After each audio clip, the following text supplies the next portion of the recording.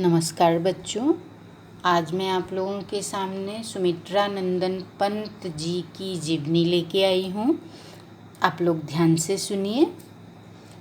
थोड़ा सा बताना चाहती हूँ उनके बारे में। 20 मई 1900 को उत्तराखंड के कौसानी अल्मोड़ा में जन्मे सुमित्रा नंदन पंत ने बचपन से ही कविता लिखना शुरू कर दिया था। 7 साल की उम्र में स्कूल में काव्य पाठ के लिए पुरस्कृत हुए। मतलब उन्होंने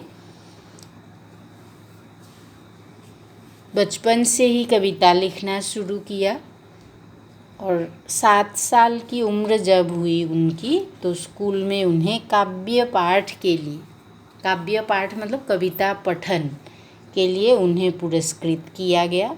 मतलब उनको पुरस्कार मिला।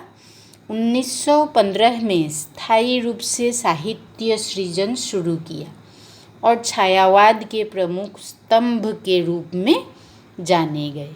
मतलब हिंदी साहित्य के इतिहास के वे छायावाद नामक युग के वे प्रमुख कवि थे और स्तंभ कहा जाता है उन्हें। पंत जी की आरंभिक कविताओं में प्रकृति प्रेम और रहस्यवाद झलकता है। इसके बाद वे मार्क्स और महात्मा गांधी के विचारों से प्रभावित हुए। इनकी बाद की कविताओं में अरविंद दर्शन का प्रभाव स्पष्ट नजर आता है। जीविका के क्षेत्र में पंत जी उदय शंकर संस्कृति केंद्र से जुड़े। जीविका मतलब जीवन चलाने के लिए जो पैसा उपार्जन करना पड़ता है उसके लिए। आकाशवाणी में परामर्शदाता रहे। लोकायतन सांस्कृतिक संस्था की स्थापना की।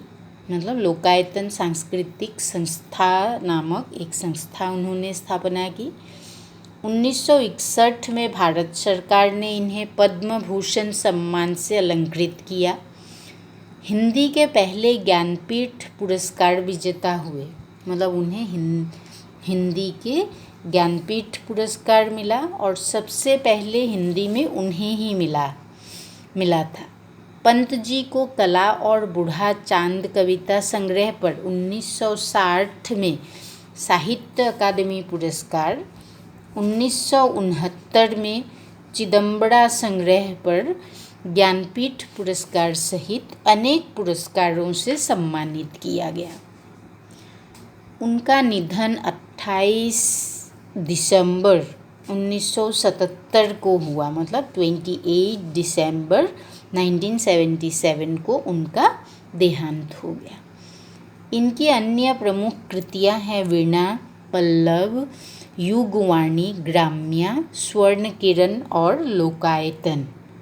ठीक है बच्चों, आप लोग सुनिए और समझने की कोशिश कीजिए।